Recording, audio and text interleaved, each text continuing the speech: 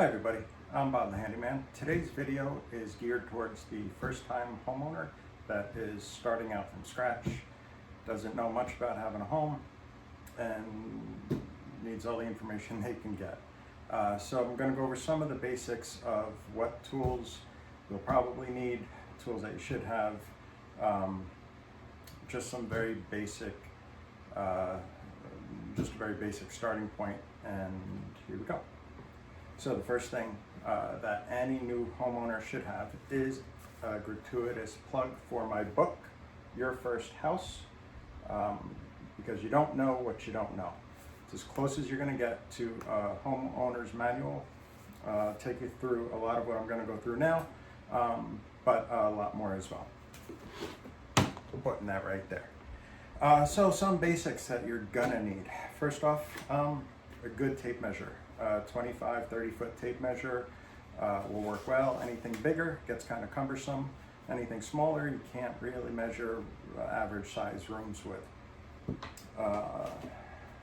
Stud finder laser level combo is awesome for hanging pictures, mirrors, just keeping, if you hang in shelves, they need to be level, need to be straight.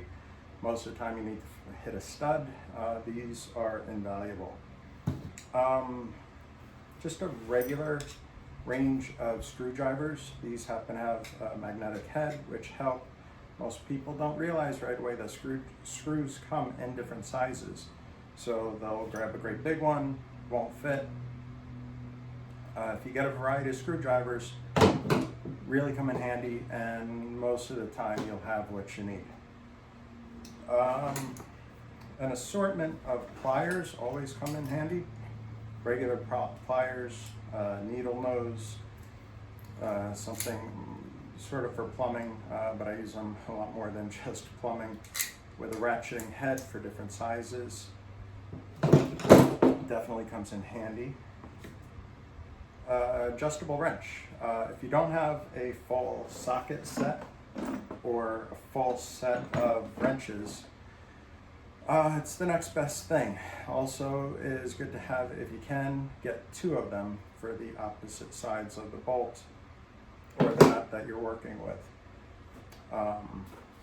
Painter's tape, more than just for painting.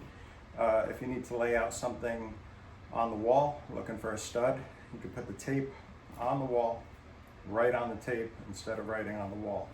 Secondly, if you're going to be using it in an area and you're concerned that it's going to pull up the tape, the paint on the wall, or you don't want it to be too sticky, take off the tape that you're going to use, put it on a t-shirt, your pants, whatever.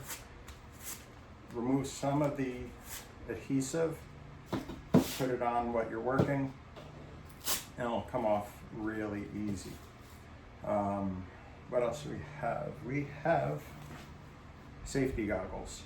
Most people don't always wear them, but once you get a metal flake in your eye, you'll keep a pair around. My favorite, this is an impact driver.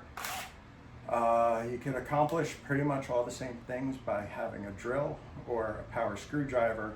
The benefit of this is that it does have a ratcheting action when it starts to bog down, which can drive screws a little bit better than a drill will. But in a pinch, they're almost interchangeable. Also want to point out, this is an older one, I keep the newer one in my truck. Once you pick a manufacturer that you like for drills and saws and sanders, stick to that manufacturer unless you want to have 5 or 6 different battery chargers, which you can see the spaghetti I have over there. Once you get one brand and one voltage of battery, even if you're using the same brand, this is a 20 volt, this is 18, they are not interchangeable. So unless you want to have a whole bunch of different chargers, find one that you like and try and stick to it. What else do we have?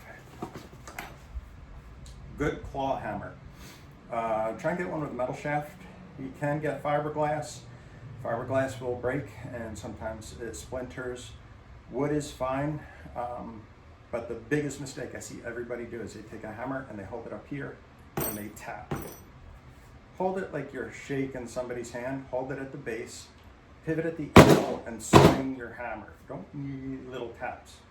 All right. Pair of wire cutters, great for cutting zip ties when you have when you're opening stuff, or you have that clamshell packaging. These will clip through it without you necessarily cutting yourself on them. And speaking of which, a good utility knife with a blade that's easily changeable. They do make these where you have to use a screwdriver, take the thing apart, put the new blade in, but they're kind of a pain, and eventually they just don't last that well. Really important, your tool bag, your toolbox. I like the open kind because I want to just reach in, find what I need, and pull it out. But really, you can't go wrong. It's your own personal preference. What I like about this kind specifically is that it has a compartment to hold a bin, just to hold miscellaneous screws and wrenches and nails and all the stuff that you're going to need that doesn't necessarily fit in a regular toolbox. That's kind of it for the basics. If you want to reach out, if you have any questions, leave them in the comment section. If you have any suggestions for a future video, leave them in the comment section. You can visit us at Facebook, facebook.com/groups/yourfirsthouse. And I think that was all the points I wanted to cover. So, bye.